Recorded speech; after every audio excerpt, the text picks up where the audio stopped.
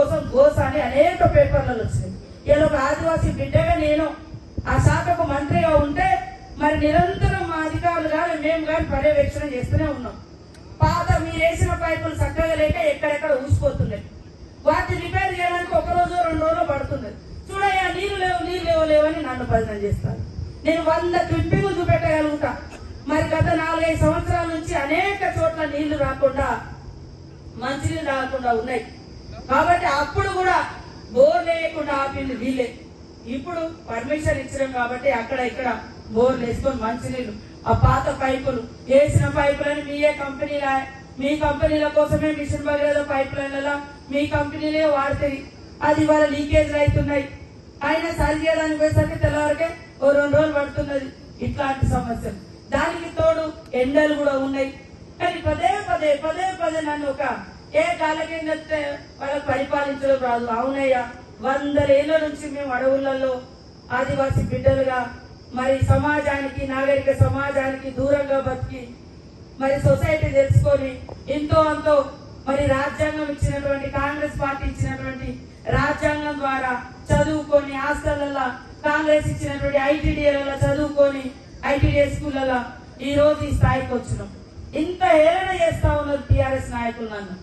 అంటే మాలాంటి వాళ్ళము మరి రోజు పనికి రాము అని ప్రజలతో ఉంటే పనికి రాము. వాళ్ళ లెక్క గడిలల్లా వాళ్ళ లెక్క ఇక వజ్రాలు వైడూర్యాలు మనకు తెలియదు అయితే ఏం కాదు.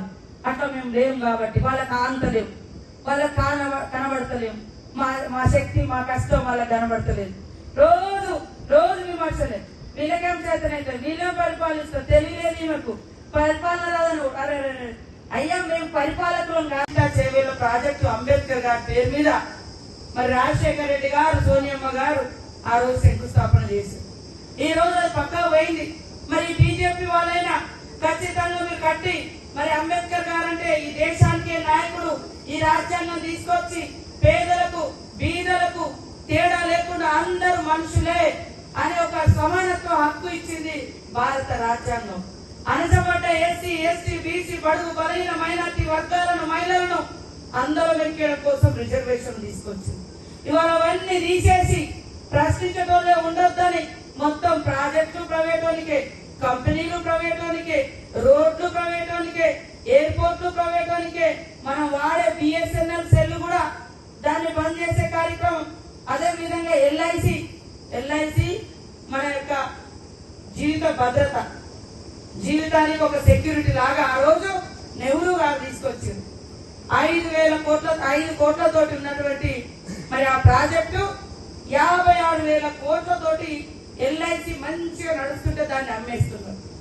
ఉక్కు పరిశ్రమలు, ఉద్యోగాలు అన్ని గవర్నమెంట్ అన్ని ప్రైవేట్ వాళ్ళకి ఇచ్చి మనకు రాను గవర్నమెంట్ ఉద్యోగం అంటే అవునా నువ్వు గవర్నమెంట్ ఉద్యోగం చేసినవా అని ఒక ఆశ్చర్యకరంగా వచ్చే పరిస్థితులు సృష్టించాడు.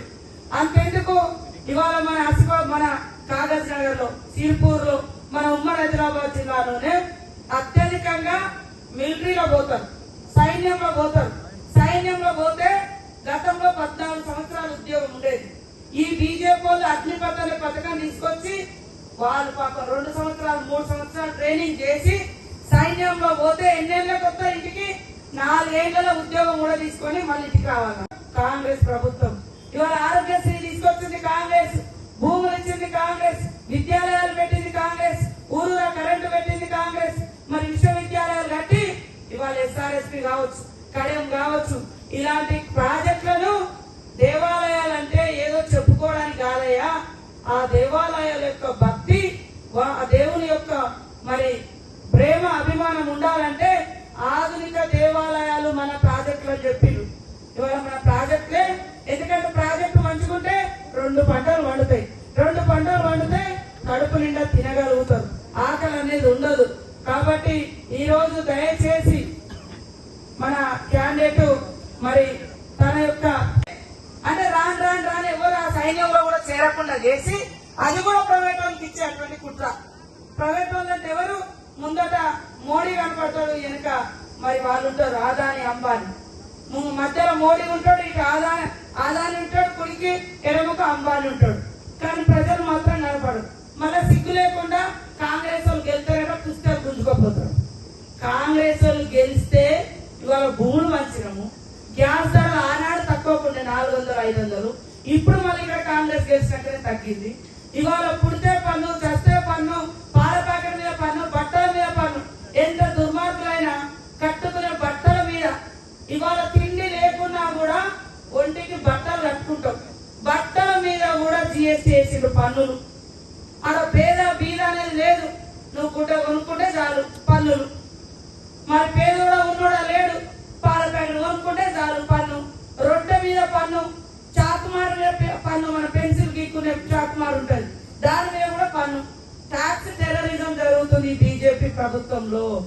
అమ్మో ఇది మనం కొనలేమని భయపడే రోజు తీసుకొచ్చిండు. మెడల మీద ఉన్నటువంటి పుస్తల్ని తెగనమ్ముకొని బతికే స్థితి నువ్వు తెచ్చినావు మోడీ, మేము కాదు. నీ హయాంలో బంగారం లేదు, బంగారం కొనే పరిస్థితి లేదు, పనికి పోదామంటే పనులు లేవు. ఇవాళ 100 రోజుల లాంటి పనులను కూడా 40 రోజులకు తగ్గించింది. ఇవాళ కొందామంటే కొనేదా లేదు, అమ్ముదామంటే అడిగానట్టుగా బీజేపీ పాలన అత్యంత దుర్మార్గంగా ఉంది. కాబట్టి ఈ రోజు రాహుల్ గాంధీ 100కు 100% ప్రధానమంత్రి అవుతాడు. ఇవాళ మీకు తెలుసు ఈ దేశంలో 81 కోట్ల మందికి రేషన్ కార్డులు ఇచ్చి ఆహార భద్రత బియ్యం ఇచ్చింది ఎవరు? కాంగ్రెస్ ప్రభుత్వం. వాళ్ళు మాత్రం సొంత ఇల్లు కట్టుకోవాలి. ఇప్పటి వరకు 3 తరాల ప్రధానులు అయినా కూడా. మరి మోడీ గారు ఏమన్నారు? మే ఛాయవాలా అన్నాడు. నిజంగానే ఛాయవాలా అంటే అందరినీ గౌరవిస్తారు అనుకో. షేక్ హ్యాండ్ కూడా ఇయ్యాడు, ముట్టుకోడు కూడా ముట్టుకోడు. 3 సార్లు ముఖ్యమంత్రి అయ్యాడు, 2 సార్లు ప్రధానమంత్రి అయ్యాడు. ఒక్క రోజు కూడా పదవి లేకుండా లేడు. ఇవాళ 34 సంవత్సరాలు అయింది రాజీవ్ గాంధీ చచ్చిపోయి, ప్రధానిగా ఉన్నప్పుడు చనిపోయాడు. ఆ రోజు నుంచి ఈ రోజు వరకు ఏ పదవి లేకుండా ఇవాళ దేశం కోసం పాట పడుతున్న కుటుంబం ఇందిరమ్మ కుటుంబం, సోనియమ్మ కుటుంబం, రాహుల్ గాంధీ కుటుంబం. అది ఇవాళ మోడీ గారు సూటుబూటు చేస్తే చూస్తే లక్షలు ఉంటాయి. 10 లక్షలు, 15 లక్షలు, 16 లక్షలు. ఇవాళ రాహుల్ గాంధీ ఎంత సింపుల్ ఉంటుంది. వాళ్ళ మునితాత కాడ నుంచి, నెహ్రూ కాడ నుంచి అందరు ప్రధానులే. కానీ ఈ రోజు వరకు కూడా సొంత ఇల్లు లేకుండా ఇందిరమ్మ ఇల్లు కోట్లాది మంది కట్టించారు. అది గుర్తు పెట్టుకోవాలి ఎవరి కోసం పనిచేస్తున్నారని. కాబట్టి దయచేసి కోనప్పన్న గారు మీకు ఎమ్మెల్యేగా గతంలో పనిచేసింది, ఇప్పుడు కూడా వారికి అనుభవం ఉంది. అందుకనే కాంగ్రెస్ పార్టీ వారిని ఆహ్వానించింది. ఇచ్చిన మాట ప్రకారం రైతు బంధు కొంత పడ్డది, అక్కడ డబ్బులే కాగింది తప్ప ఆపడం కాదు. తప్పకుండా పడతాయి. ఎందుకంటే 7 లక్షల కోట్ల అప్పు చేసిపోయిండు కేసీఆర్. వాటికి మొన్ననే 29,000 కోట్లు వడ్డీ కట్టాల్సి వచ్చింది. ఆ 29,000 కోట్లు కనుక ఉండుంటే ఇప్పటి వరకు సంపూర్ణంగా రైతు బంధు అయ్యేది, కొంతవరకు రైతు రుణమాఫీ కూడా అయిపోయేది. కానీ ఆర్థిక ఇబ్బందులతో తప్ప మీ మీద వ్యతిరేకం కాదు. ఇవాళ రైతు పార్టీ అంటేనే కాంగ్రెస్, రైతు రుణమాఫీ అంటేనే care of address Congress, current అంటేనే ఫ్రీగా ఇచ్చిన చరిత్ర కాంగ్రెస్. ఇవాళ ఏదో చిన్న అంతరాయం జరుగుతుంది. కొంతమంది కుట్రలు కూడా చేస్తారు, కొంతమంది ఉద్యోగులను, కొంతమంది అక్కడక్కడ. బీజేపీ వాళ్ళు మాట్లాడితే జై శ్రీరామ్ అంటారు. అరే మీరు వచ్చేటప్పుడు ఏమని చెప్పారు? జై శ్రీరామ్ గుళ్ళో ఉంటాడు, గుండెల్లో భక్తి ఉంటది. కానీ జెండాను పట్టుకొని ఆ జెండాకు దేవుని బొమ్మ పెట్టుకొని ఒక పక్క కమలం గుర్తు పెట్టుకుంటారు, ఒక పక్క దేవుని బొమ్మ పెట్టుకుంటారు. ఎవరన్నా రాజకీయాల కోసం దేవుని రోడ్ల మీద తీసుకొస్తారా? దేవునికి ఒక్క రోజు ఉంటుంది ఊరేగింపు, దేవుని కళ్యాణం రోజు ఉంటుంది, లేదా వాళ్ళ జయంతి రోజు ఉంటుంది. శ్రీరాముని కళ్యాణం రోజు ఊరేగింపు చేస్తాం, హనుమాన్ జయంతి రోజు ఊరేగింపు చేస్తాం. కానీ ఓట్లు ఎప్పుడుంటే అక్కడ, ఎక్కడుంటే అక్కడ, ఎప్పుడుంటే అప్పుడు బీజేపీ వాళ్ళు దేవుణ్ణి తీసుకొస్తారు. ఎప్పుడు తీసుకొస్తారు? చేసింది ఏమి లేక, చేసింది ఏమి లేదు, చెప్పుకోవడానికి ఏమీ లేదు. కాబట్టి మనకి ఇస్తానన్న 2 కోట్ల ఉద్యోగాలు ఏవి మా పిల్లలకని మీరు అడిగితే ఉద్యోగాలు లేవు, రాముని చూపెడుతున్నారు.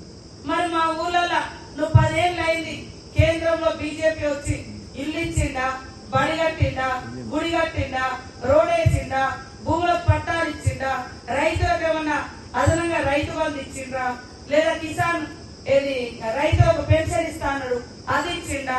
మరి నల్ల ఖాతాల నుంచి తీసుకొచ్చి ప్రతి ఒక్కరి ఖాతాలలో 15 లక్షల రూపాయలు వేస్తాను, 15,000 కూడా వేయలేదు. ఇవన్నీ ఎవ్వి అని అడిగితే అయోధ్యను పెడుతున్నాడు. అయోధ్య ఎక్కడ కట్టిరు? మన ఊర్లలో మనము పాపం చందాలు వేసుకొని గుడి కట్టుకోవడమే కష్టంగా ఉంటుంది. గతంలో మన ప్రభుత్వాలు ఇచ్చినాయి. కానీ ఈరోజు బీజేపీ ప్రభుత్వం ఊళ్ళలో ఒక్క గుడికి డబ్బులు ఇయ్యలే, గుడి కట్టియలేదు. కానీ అందరి దగ్గర చందాలు వసూలు చేసుకొని పట్టుకపోయి అయోధ్యలో గుడి కట్టారు. అక్కడి నుంచి మనకి ఏమొచ్చినాయి అంటే అక్షింతలు వచ్చింది. మనం అడిగేదైతే అభివృద్ధి అడుగుతున్నాం, ఇల్లులు అడుగుతున్నాము, భూములు అడుగుతున్నాము, ఉద్యోగాలు అడుగుతున్నాము, నీటి ప్రాజెక్టులు అడుగుతున్నాము. ఇవాళ ఆ రోజు మన కాంగ్రెస్ ఉన్నప్పుడు కేంద్రంలో మేము 100 రోజుల పని ఇచ్చినాం, మేము సమాచార హక్కు చట్టం ఇచ్చినాం, ఇవాళ రేషన్ కార్డు ఇచ్చినాం, అంగన్వాడీలు పెంచినాం, ఆశా వర్కర్లు ఇచ్చినాం. ఒక్కడన్నా ఆశా వర్కర్లు పెంచిరానే ఒక్క Asha worker centre, anganwadi centre, ఒక్కటన్నా రేషన్ కార్డు. కొత్తగా పెళ్ళైన ఎంతో మంది ఉన్నారు, ఎవరికైనా ఇచ్చిరా? ఏమి ఒక్క ప్రాజెక్టు కూడా ఇయ్యలే. వాళ్ళు ఇయ్యరు, పైనుంచి మన మీద పన్నుల మీద పన్నులు, పన్నుల మీద పన్నులు వేసి దోపిడీ చేస్తున్నారు. కాబట్టి ఖచ్చితంగా ఇచ్చిన మాట కట్టుబడి ఉండే నైజం కాంగ్రెస్ పార్టీ. ఆ రోజు తెలంగాణ ఇస్తామన్నాం, ఇచ్చి తీరినాం. ఇవాళ దేశానికి స్వతంత్రం చేస్తానని ఆ రోజు మరి నెహ్రూ గారు, గాంధీ గారు, అంబేద్కర్ గారు ఎంతో మంది మహనీయులు పోరాటం చేసి ఇవాళ స్వతంత్రం తీసుకొచ్చింది. ఆనాడు బీజేపీ వాళ్ళు ముందట లేరు, వెనకలేరు. పోరాటంలో 54 సంవత్సరాలు కనీసం తిరంగి జెండా, 3 రంగుల జెండాను కూడా వాళ్ళ ఆఫీస్ మీద ఎగిరేయలే. మొన్న నుంచి మోడీ అంటున్నాడు హర్ ఘర్ ఘర్ కే తిరంగి జెండా అని. అయ్యా నాయన, ఈ జెండాను పట్టుకుంటే ఆ బ్రిటిష్ వాడు కాల్చి చంపినా కూడా కాంగ్రెస్ కార్యకర్తలు గాని ఆనాడు ఈ దేశ ప్రజలు గాని పోరాడుతుంటే మీరు బ్రిటిష్ తోటి కుమ్ముక్కై ఉన్నారు. వాళ్ళట దేశభక్తులట, మనమాట దేశ ద్రోహులమాట. ఏదని దేశం కోసం నువ్వు ఏం చేసినావు? ఇవాళ నెహ్రూ గారు పోరాటం చేసి 11 సంవత్సరాలు ఇందిరమ్మ తండ్రి జైల్లో ఉన్నాడు. మరి గాంధీ గారు దేశం కోసం పోరాటం చేస్తే ఆయన చంపేసిన పార్టీ నాయకుడే ఇలా బీజేపీ నాయకుడు గాడ్సే. గాడ్సే ఎవరు? గాంధీని చంపినా బీజేపీ నాయకుడు, వాళ్ళ వారసులు. ఆ గాడ్సే వారసులు బీజేపీ పార్టీ. ఇవాళ 3 రంగుల జెండాలు వాళ్ళ పార్టీ మీద మొన్నదాకా గద్దల మీద ఎగరేసుకున్న వాళ్ళు మమ్మల్ని ద్రోహులు అంటున్నారంటే మనల్ని ఎంత దుర్మార్గం చూడండి. ఇవాళ ఇందిరమ్మ దేశం కోసం చంపేది, రాజీవ్ గాంధీ చంపాడు, దేశం కోసం రాహుల్ గాంధీ తిరుగుతున్నాం. మేము ప్రజా సేవకులుగానే ఉన్నాం, ప్రజలకు సేవలు చేస్తాం. పాలకులం అని చెప్పుకోవట్లేదు, సేవకులం అని చెప్పుకుంటున్నాం. సేవలో ఎక్కడెక్కడన్నా కొన్ని లోపాలు జరగవచ్చు, కానీ తప్పకుండా సరిదిద్దుకొని మరింత సేవ చేస్తాం తప్ప మీ లెక్క ఓట్లున్నప్పుడే జనంలోకి వస్తారు కేసీఆర్, ఓట్లున్నప్పుడే మరి ప్రజలు గుర్తుకొస్తారు. ఎప్పుడైనా వచ్చిందా? ఇన్ని రోజులకు ఇవాళ కరువు అని బయటకు వచ్చింది. కరువు గతంలో కూడా ఉంది, వర్షాలు పడక పంటలు వెళ్ళిపోయినటువంటి పరిస్థితి ఉంది. ఇవాళ హరీష్ రావు అంటాడు, మీరు రుణమాఫీ చేయకుంటే రాజీనామా చేస్తారా? హరీష్ రావు, ఇవాళ నీ మామకు నువ్వు ఒక ఏక్నాథ్ షిండే లాగా 2018లో ఇవాళ పనిచేసినామని నీకు కొన్ని నెలల దాకా నీకు మంత్రి పదవి ఇయ్యలే. ఎంతసేపు పదవి మీద తప్ప ప్రజల మీద నీకు ధ్యాస లేదు. మా రేవంత్ రెడ్డి గారు చెప్పారు, మేము ఇస్తాం ఆగస్టు 15 వరకు రుణమాఫీ చేస్తామని. ఇలా మీరు 10 ఏళ్ళ దాకా మరి మొత్తం ఎందుకు చేయలేదు? రుణమాఫీ చేసిరా? చేసి ఉంటే ఈ 30,000 ఎందుకు ఉండేటి? మేము వచ్చిన 3 నెలలనే అయినాయి కాదు కదా ఈ యొక్క రుణాలు. మీరు చేయచేత కాక మీరు చెప్పిరు, చేయలేదు, చేయకాక పెట్టిరు, మేము చెప్పినాం, మమ్మల్ని నమ్మిరు. ఆ నమ్మకాన్ని నిలబెట్టుకునే దమ్ము ఇవాళ కాంగ్రెస్ ప్రభుత్వానికి రేవంత్ రెడ్డికి ఉన్నది. ఆయన ఆగుతలేడు. ఆయనకి ఎందుకంటే మనం వచ్చినాము 7వ తారీఖు నాడు ప్రమాణ స్వీకారం చేసినాం, 9వ తారీఖు నాడే అంటాడు ఇంకెప్పుడు రుణమాఫీ చేస్తారు, ఇంకెప్పుడు గ్యారెంటీలు. అరే కొత్త ఇంట్లో పోతే సంసారం కూడలు ఏడగిన్నె ఉన్నది, ఏడపప్పు ఉన్నది, ఏడపసుకున్నదన్న చూసుకోరా? కొత్తగా సంసారం పెట్టేవాళ్ళు. ఆయన కూడా 2వ రోజు నుంచే మహిళలకు ఇచ్చిన దాని ప్రకారం ఉచితంగా బస్ ప్రయాణం, 10 లక్షల ఆరోగ్యశ్రీ, 200 యూనిట్ల కరెంటు ఫ్రీ, 500కే గ్యాస్ సిలిండర్, మరి ఇందిరమ్మ నమూనా చేసి అది కూడా ప్రకటించడం జరిగింది, దరఖాస్తులు చేసుకోవడం జరిగింది. ఈ లోపు ఎలక్షన్ కోడ్ వచ్చింది. అంటే ఈ ఆదిలాబాద్ జిల్లాలో, ఈ ఆదిలాబాద్ పార్లమెంటు పరిధిలో మరి ఒకే ఒక ఎమ్మెల్యే గెలిచింది, మిగతా అంతా కూడా మరి ఓడిపోయినటువంటి పరిస్థితి. మరి అందరికి ఒక ఆధారం, ఒక హక్కు ఉండాలి అంటే ఖచ్చితంగా మన ఆత్రం సుగుణ పార్లమెంటుకు నిలబడ్డది. కాబట్టి ప్రతి ఒక్కరూ చేతి గుర్తుకు ఓటేసి గెలిపించాలని మరి ఇరాం లేకుండా, ఈ వికాం లేకుండా రోజు ప్రతి చోట తిరుగుతూ మరి ఓటర్లను అడగడం జరుగుతుంది. ఇక్కడ నాయకులందరూ కూడా ఒకటే గుర్తు పెట్టుకోండి, ఎప్పుడైనా గతంలో కొనప్పన్న గతంలో కూడా కాంగ్రెసే, మధ్యలో ఒక 10 సంవత్సరాలు అటుపోయింది. కానీ ఈ ఊర్లలో పని జరిగిందంటే అది కాంగ్రెస్ ప్రభుత్వంతో. ఇవాళ వందలాది వేలాది లక్షలాది ఎకరాలు ప్రజలు దున్నుకునేటి చాలా వరకు ప్రభుత్వ భూములు, మీరు ఇల్లులు కట్టుకునే కూడా ప్రభుత్వ ఇళ్ల స్థలాలే. అదే విధంగా ఇవాళ పేదోళ్ళు మరి అడవి కొట్టుకొని బతుకుతున్నారు కాబట్టి వారికి హక్కు కల్పించింది కూడా కాంగ్రెస్ ప్రభుత్వమే.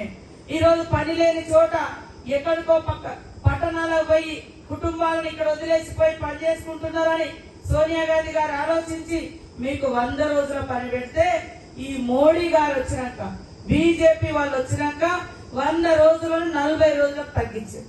పొద్దున్నక పోయి చేతులు పొక్కులు వచ్చేలా తొవ్వినా మరి కూలి పడినటువంటి పరిస్థితి.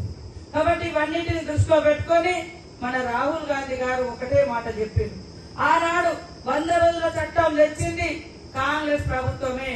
ఈనాడు వాళ్లకు, ఆ అక్కలకు, అన్నలకు కూలీ చేసుకొని బతికేటోళ్లకు రోజుకు 400 రూపాయల కూలీ గిట్టేటట్టుగా మీకు అకౌంట్ లో వేసేటట్టుగా 100 రోజుల చట్టంలో రేపు రాహుల్ గాంధీ గారు ప్రధానమంత్రి అయిన వెంటనే చేసేటువంటి కార్యక్రమం కూడా చేస్తా ఉన్నాం.